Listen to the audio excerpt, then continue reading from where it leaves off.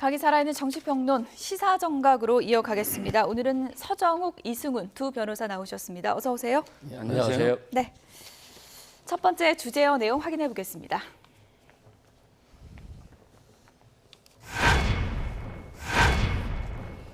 한동훈 대표, 금투세 문제 토론 좀 하자라는데 박찬대 원내대표의 어제 반응은 한심하다였습니다. 한동훈 대표가 지금 금투세 몰아치기를 하고 있는 것 같습니다. 오늘도 토론하자, 장소 토론자, 민주당이 원하는 대로 다 맞춰주겠다 이런 입장인데요. 민주당의 반응이 좀 뜨뜻미지근한 것 같거든요. 속내가 뭘까요? 아무래도 이제 이재명 대표가 당대표가 되는지 여부가 이제 다음 주에 결정되잖아요. 당대표가 결정된다고 한다면 금투세 같은 경우는 굉장히 민주당의 어떤 중요한 정책 중에 하나이기 때문에 당대표와 같이 협의가 필요하고 또 당대표가 메시지를 내는 것들이 또 국민들에 대한 입장에서 봤을 때 좋을 것 같아요. 그래서 아마도 좀 시간을 가지려고 하는 것 같고요. 일단은 피하는 겁니까? 네, 맞습니다. 그리고 이재명 대표가 이미 금투세 부분에서는 유연한 입장을 밝혔기 때문에 시장이 불안한 상황에서 어떤 긍정적 신호를 준다는 의미에서는 이재명 대표가 유연한 입장을 조만간 발표할 거라고 보여집니다. 박찬대 원내대표 입장에서는 지금 진성준 위의장하고 이재명 대표가 다른 얘기하는데 내가 나서긴 좀 부담스럽다 그런 속내가 있는 걸까요? 제가 봐도 이제 격은 안 맞는 것 같아요. 결국 이재명 대표하고 이제 한동훈 대표가 토론해서 이제 결론 지을 문제다. 박찬대 원내대표가 이제 무슨 권한이 있겠습니까? 한동훈 대표는 상관없다는 거잖아요. 그러니까 이제 상관없다고 하는데 예. 박찬대 의원은 이제 나가봤자 욕만 많이 비판만 받을 거예요. 예. 지금 이제 주식 투자 1,400만인데 예. 소액 투자자들이 더 반발합니다. 왜 그러냐면 이제 외국인하고 기관은 금투세가 없어요. 결국 이제 개미들만 피해 보는 거예요.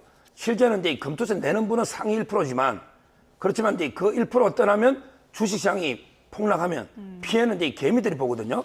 따라서 저는 박찬대 의원이 괜히 비판만 받을 것 같으니까 예. 권한도 없고 그래서 이게 도망가는 게 아닌가 이렇게 봅니다. 피하는. 예. 어쨌든 한심하다라고 하니까 한동훈 대표가 오늘 아침에 이거 민주당 임강현 의원이 얘기해서 내가 같이 제안을 한 건데 왜 이거 나한테 왜 이런 반응이냐라는 좀 황당한 그런 반응인 것 같아요. 임광현 의원이 아마 안 받아들일 걸로 생각하고 이런 걸 제안했는지 모르겠습니다만. 그냥 던져본 겁니까? 네, 그건 예. 잘 모르겠습니다. 지금 시기상으로 당대표가 다음 주에 선출되기 때문에 지금 박찬대 원내대표가 직무대행을 맡고 있습니다만 당대표로서의 어떤 역할을 사실상 시행하기에는 조금 불편한 시기다. 그리고 이제 국민들께서 굉장히 부담스러워 하시고 계시잖아요. 그래서 이 부분에 대해서는 당대표가 결정되면 바로 어떤 민주당의 메시지를 내놓을 거다. 그렇게 걱정 안 하셔도 될 것 같다 이런 생각이 듭니다. 네, 금투세 그러니까 주식으로 번 돈에 세금 매긴다 이 내용인데요. 이 문제를 놓고 지금 여야 입장도 다르고 민주당 내에서도 교통 정리가 좀 안 되고 있는 것 같습니다. 여야 정책위의장 입장부터 듣고 오겠습니다. 제가 제일 안치한 게 부자 감세라는 논리죠. 예. 그러니까 부자니까 세금 깎아주면 안 된다. 부자에게 세금을 깎아주는 게 아니고 예. 국내 주식시장을 활성화시키기 위해서 감세를 판단할 필요가 있다는 겁니다. 예. 때문에 우리 대한민국을 살릴 수 있다고 보는 거예요.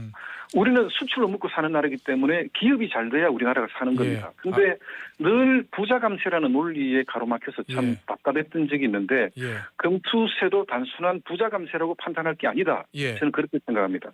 그럼 이재명 대표가 이제 2기 임기를 시작을 하면서 지금 과정에서 이야기했던 공제한도를 2배로 올리자라고 하는 걸 밀어붙이면 지금 민주당 내부의 역학구도나 이런 걸 볼 때 관철될 가능성이 되게 높아 보이는데. 아니 그렇게 해서 당의 총의가 그렇게 모인다면 저도 당인의 한 사람으로서 따르지 않을 수 없지요. 그래서 총의로 그렇게 결정되면 따르겠습니다. 따르겠는데 예. 이재명 대표께서 5천만 원을 1억 원으로 공제한도로 상향하자라고 주장했던 것은 무슨 정밀한 검토나 판단 때문에 하신 말씀이 아니질 않는가 저는 그렇게 생각해요.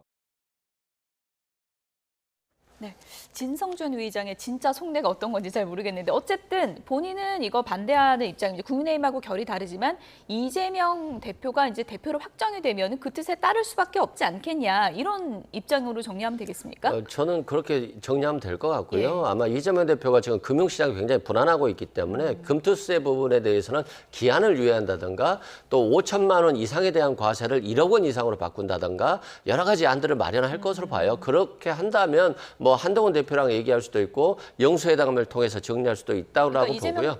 대표가 뭐 폐지까지는 아닌 겁니까? 한도만 좀 올리자. 아직까지는 그런 유연화의 주 입장을 가지고 있는 것 유연화. 같고요. 예. 아직까지 폐지는 결정을 안 한 것 같은데 이 법이 마치 민주당이 만들고 국민의힘이 반대한 법 같은데 민주당과 국민의힘이 합의해서 결정한 거예요. 예. 그래서 그리고 또 추경호 원내대표 같은 경우도 본인이 발의자거든요. 그렇죠. 그래서 예. 좀 이걸 마치 민주당이 잘못한 것처럼 몰아붙이는 것 자체가 잘못됐고 거시 경제 입장에서 보면 좀 바라볼 필요가 있다. 그리고 제가 방송 전에 도대체 미국의 주식과 일본의 주식은 10년 동안 어떤 변화가 있었을까 봤더니 예. 다 2배, 3배 이상 올랐어요.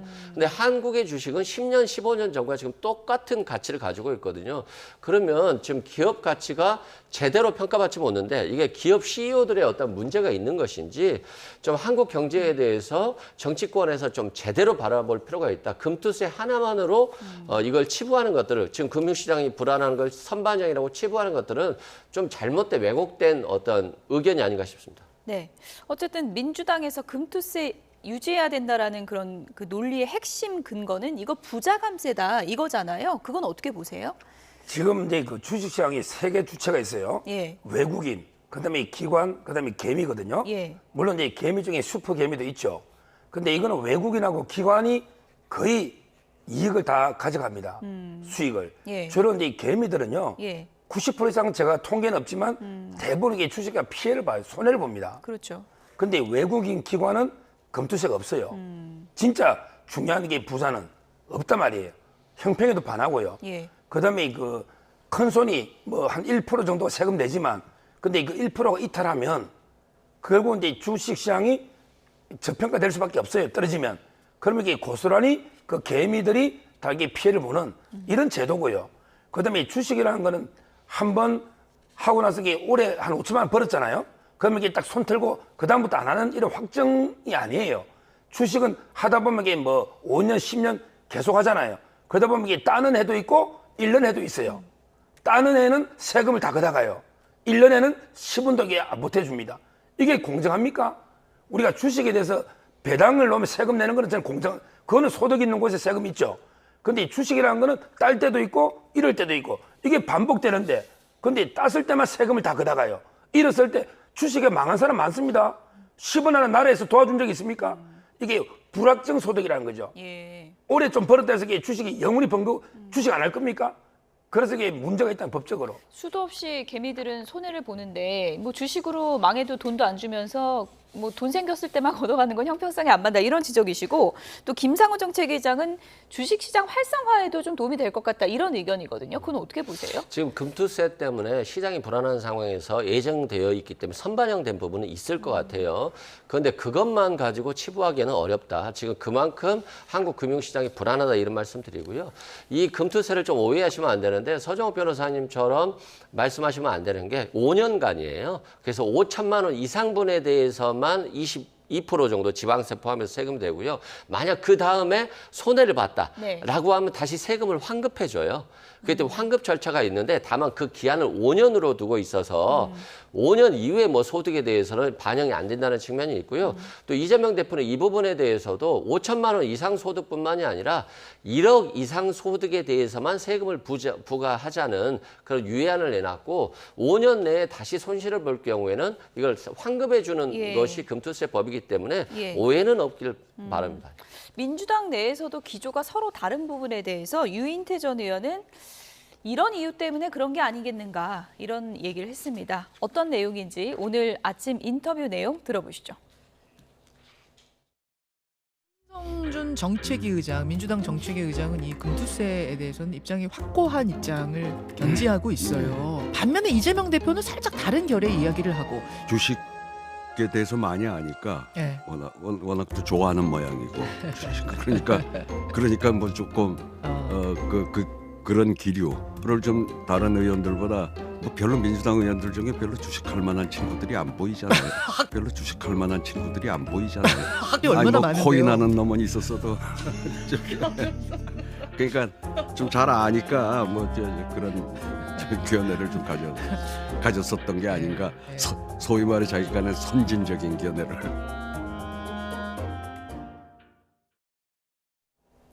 민주당 특기는 코인 아닌가 좀 일종의 디스하는 거 맞습니까? 지금 이제 주식도 이재명 대표가요. 예. 대선 저고 그 다음 날에 현대중공업 주식 투자한 사람이에요. 민주당이 주식한 사람 저는 상당히 많이 있다. 물론 코인도 많이 있지만 예. 이렇게 보고요. 근데 조금 전에 이성훈 변호사가 이제 5년 이야기했지만 그걸 세금을 이렇게 그다 갖다가 환급해주고 이런 이제 세금을 엄청나게 시스템을 구축하는 게 복잡해요. 주식, 코인, 전부 게 채권 종합회사거든요. 지금 이 비용이 다 그다가 얻는 세금이 한 1조 남짓 됩니다. 근데 그걸 구축하고 비용 준비하고 이게 하는데 더 훨씬 비용이 많이 들어요. 이거는 효율성이 없고요. 그다음에 이 주식도 5년으로 끝나는 건 아니잖아요. 따라서 어떻게 하든 게 그 문제는 있다고 저는 봅니다. 예, 어쨌든 뭐 전당대회가 끝나야 민주당 입장도 좀 정리가 될 것 같은데 어쨌든 그 전에 박찬대 원내대표가 토론 테이블에 앉을 가능성은 거의 없다고 보십니까? 저는 없다고 보고요. 전혀 없습니까? 예, 예. 또 직무대행이고 이재명 대표와 또 의사 일치를 봐야 되기 때문에 지금 박찬대 원내대표의 어떤 성품이라든가 이런 특성상 이재명 대표의 당대표 선출을 좀 기다린 이후에 당의 입장을 정리할 것으로 이재명 보여집니다. 대표는 대표가 확정되면 만나겠죠? 한동훈 대표랑 이 문제 논의하기 위해서. 뭐 일단 영수회담을 제안했기 때문에 제가 생각은 한동훈 대표가 먼저 예방을 해야 되겠죠. 예. 아무래도 그리고 나서 영수회담을 먼저 할지 아니면 당 대표 간 회담을 할지는 좀 지켜봐야 되겠습니다만 이런 금투세 논의라든가 이런 것들이 과거에 그냥 여야가 다투는 식에서 그나마 좀 정책 이슈로 넘어왔다는 것 자체는 예. 저는 좀 좋은 현실이라고 생각됩니다. 네. 민주당 전당대회 이후에 이 문제가 좀 매듭지어질지 지켜봐야 되겠고요. 지금 민주당 내부에서 좀 시끄러운 문제도 있습니다. 다음 주제요 보여주시죠.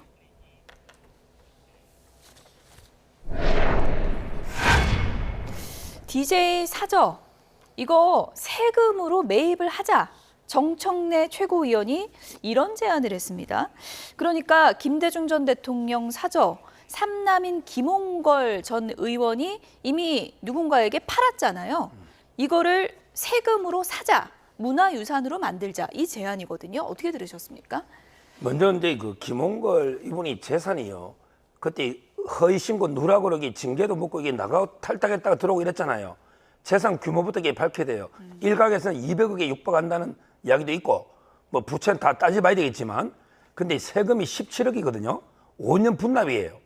이거 가지고 이게 100억으로 팝니까? 그러면 세금 빼고 남은 돈 이게 누가 가져가죠?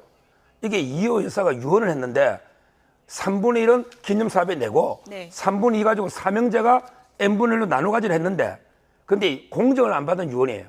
따라서 유언이 무효다. 무효다. 이래가지고 이게 본인이 노벨상 상금 8억에 집까지 본인 거다. 이런 거예요. 그러면 이게 세금 17억 내고 나면 83억 남는 건 누가 가져가죠? 결국 자기 욕심 아닙니까? 저는 도저히 납득이 안 되고요. 그다음에 정청래 의원은 이걸 자꾸 세금으로 무조건 이게 해결하려고 하면 안 되고요. 우리 지도자들이 많잖아. 저는 박정희 재단처럼요. 예를 들어 이제 김대중 대통령 업적이고 존경하는 분이 많잖아. 십실반 모으면 이게 금방 100억은 뭐 며칠이면 모을 수 있는 돈이죠. 모금액이 100억이 쉽습니까? 어렵지 않습니까? 그건 이게 뭐 저는 김대중 대통령의 그 업적이나 예. 지금 민주당의 아버지는 이재명이 아닙니다. 제가 보기에 김대중 노무현이에요. 그러면 이게 금방 뭐 민주당도 좀 내고 당도 많지만 이게 100억은요. 그 어렵지 않을 겁니다. 호남에 그 존경하는 분들이 많잖아요. 예. 이렇게 재단을 만들어서 기념 사업으로 이렇게 꾸면서 운영해야지. 이걸 이게 무조건 세금을 다 투입하는 것도 문제고 지금 이게 김홍걸 의원이 팔아가지고 본인이 가진다면 이건 큰 문제예요. 예. 어쨌든 지금 정청래 최고위원은 뭐 서울시비하고 이제 부족하면 마포구 그 비용까지 다 내가지고 이거를 이제 세금으로 살면 어떠냐 이런 제안인데 이게 민주당 차원의 제안이에요? 아니면 개인 차원의 제안이에요? 일단 민주당의 안은 정리가 안 됐고요. 예. 정청래 의원이 뭐 김대중 전 대통령에 대한 어떤 이념을 기린다는 차원에서 얘기를 한 것으로 보여지고 김홍길 의원이 이 부동산을 판매한 것 자체는 저는 굉장히 많이 아쉽고 국민들 입장에서 보면 김대중 대통령의 유지와 또 이호 여사의 유언을 사실상 법적인 무효라는 것을 유언장이 무효라는 것을 이유로 해서 위반한 거잖아요. 그래서 그 부분은 굉장히 안타깝게 생각되는데 뭐 전직 대통령 뭐 박정희 대통령도 그렇고 김영삼 전 대통령도 그렇고 도서관이라든가 이런 것들 재단 만들 때 세금으로 뭐 수백억씩 투입돼서 만든 경우가 많아요. 대부분 다 만들었어요. 그래서 예. 뭐 정청래 의원이 세금으로 매입하자라고 하는 것 자체를 잘못됐다고 저는 비난할 수 없고요. 뭐 그럴 수 있는 그런 사안이라고 충분히 생각됩니다. 다만 김홍걸 의원이 이호 여사의 유지를 좀 받들어서 이걸 좀 세금 문제가 어렵다 할지라도 어차피 다른 부동산도 가지고 있으니까 좀 더 이호 여사의 유지를 받들었으면 더 좋았을 것인데 예. 굉장히 아쉬운 부분이 있다 이런 말씀드립니다. 김홍걸 전 의원 오늘 아침 언론 인터뷰를 했는데 이 사저를 왜 팔게 됐을까? 자초지정은 이렇습니다. 이런 내용을 밝혔습니다. 들어보시죠. 상속세만 해도 17억 이상 나왔고 예. 그걸 한 몫에 낼 수 없으니까 5년 나눠서 내겠다고 했는데 그러니까 국세청에서 저는 그걸 절차를 잘 몰랐지만 근저당을 걸었더라고요. 그 돈에 대해서. 네. 그러면서 일이 좀 어렵게 된 거죠. 지원 의원님 같은 경우에 뭐 전 재산도 내놓을 수 있다고 하셨는데 뭐 어머니 돌아가신 후로 동교동 일과 관련해서는 저한테 전화를 주신 적이 없고요. 저한테는 지금까지도 아무 말씀이 없으세요. 그래서 전 재산을 내놓으신다는데 어떻게 하신다는 말씀인지 그러니까 저나 새로운 그 매입자와 예. 상의를 안 하신 상황에서 뭐가 해결책이 나올 수가 있는 건지 저는 좀 어리둥절할 뿐입니다. 네, 일단 왜 팔게 됐을까? 지금 상속세가 17억이 나왔는데 뭐 제대로 처리가 안 되는 상황에서 근저당이 잡혔다 그러거든요. 그건 어떻게 된 상황일 걸까요? 아마 이제 뭐 세금을 아직 안 내니까 예. 국세청에서 압류를 할 수는 있는데 예. 제 말은 이제 저도 이야기하지만 요즘 분납이 되거든요. 17억을 이게 5년간 분납하면 아주 큰 돈 아닙니다. 100억짜리 시세잖아요. 그러면 이제 대출을 받아서 세금 일단 먼저 낼 수도 있는 거고 그리고 이제 저분이 재산이 이것만 있겠습니까? 그 옛날에 차남한데 편법 정리화도 있었고 아파트들 한번 이게 재산을 한번 보십시오. 내역이 100억에서 200억 된다는 말들이 있습니다. 근데 본인이 뭐 부채를 공개한 건 아니지만 예. 따라서 그 신고는 이제 우리가 한번 알아봐야 되고요. 그래서 저는 이걸 넘기는 게 그리고 이게 본인 게 아니에요. 유언이라는 게 그냥 공정만 받았을 뿐이지 어머니가 이게 뜻은 분명하단 말이에요. 삼형제가 똑같이 나누라고. 사저가 원래 명의는 이호 여사로 돼 있던 사저죠. 그렇죠. 예. 그런데 문제는 이제 두 명은 김홍일, 김홍업 이분은 이제 그 어머니가 달라요. 우리 법에 보면 이게 계모와 아들 간의 상속권이 없잖아요. 그러니까 이제 자식은 이제 그 김홍글밖에 없는 건 맞아요. 예. 그렇지만 그건 법이 그렇고 어머니의 뜻은 변호사가 유언을 하는데 공정을 실수를 빠뜨린 거예요. 자, 그 변호사 누가 만든지 알아요. 근데 그 실수를 한 실명은 거예요. 얘기하지 마시고. 예, 그러니까요. 예. 제 말은 이게 부모님 뜻이 명백한데 예. 이걸 내가 다 가지겠다. 지금 세금 내고 나면 이게 83억이 남잖아요. 이게 말이 되느냐 말이죠. 그걸 저는 비판하는 거고 다른 재산으로 충분히 17억은 커버될다 이거고요. 그다음에 박지원 의원은 더 황당한 게 이게 취소가 됩니까? 이미 팔았잖아요. 법적으로는 효력이 있어요. 이걸 취소하려면 뭐 사기나 강박 뭐 외에는 없잖아요. 취소할 방법이 없어요. 그러니까 이제 박지원 의원은 어차피 내가 생색만 내고 내 돈 다 낸다고 해도 그럴 가능성이 없단 말이죠.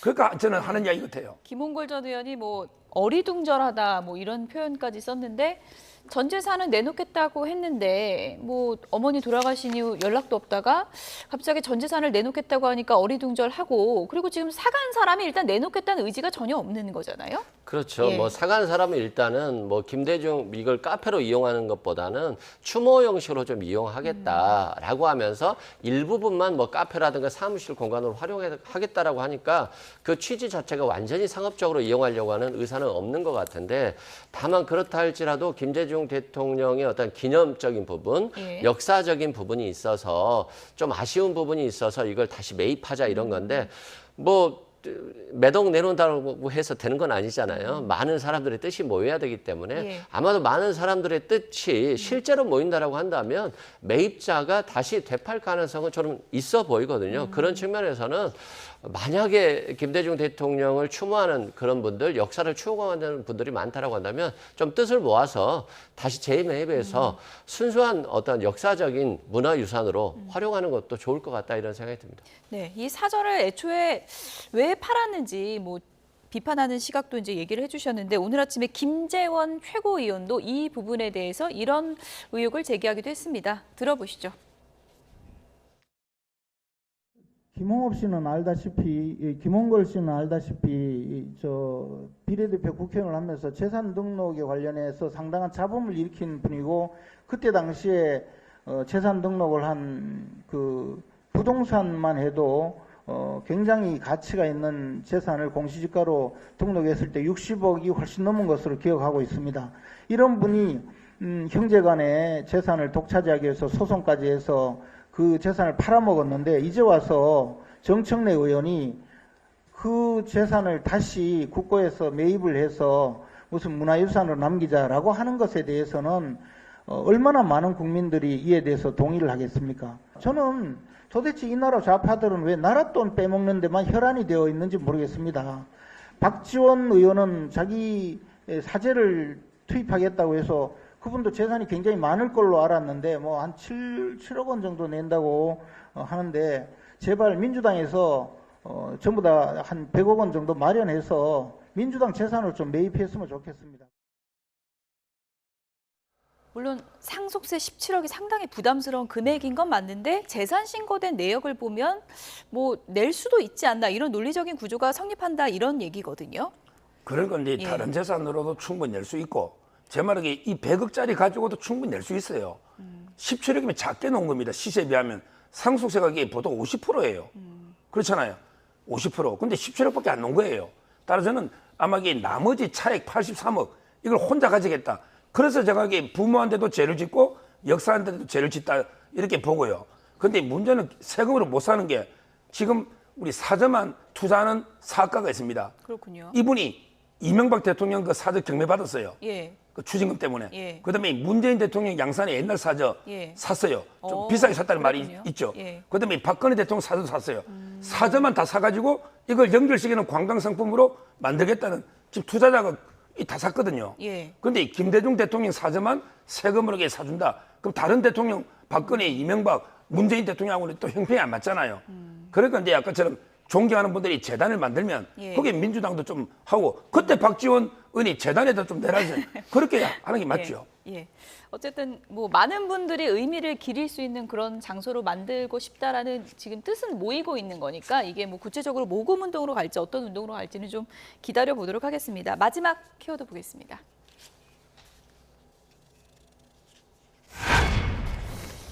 폭폭을 넓히고 있는 한동훈 대표인데요. 이번엔 이명박 전 대통령 만난다 그러더라고요. 이건 지지층에게 어떤 메시지 주고 싶은 걸까요? 일단은 한동훈 대표가 중도 외연 확장에 신경을 많이 썼잖아요. 그런데 아무래도 보수 결집에도 신경을 쓰고 자신이 차기 대권 주자로서의 어떤 선두 주자다.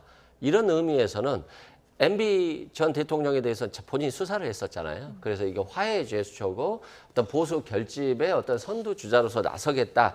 뭐 이런 측면이라고 보여지고요.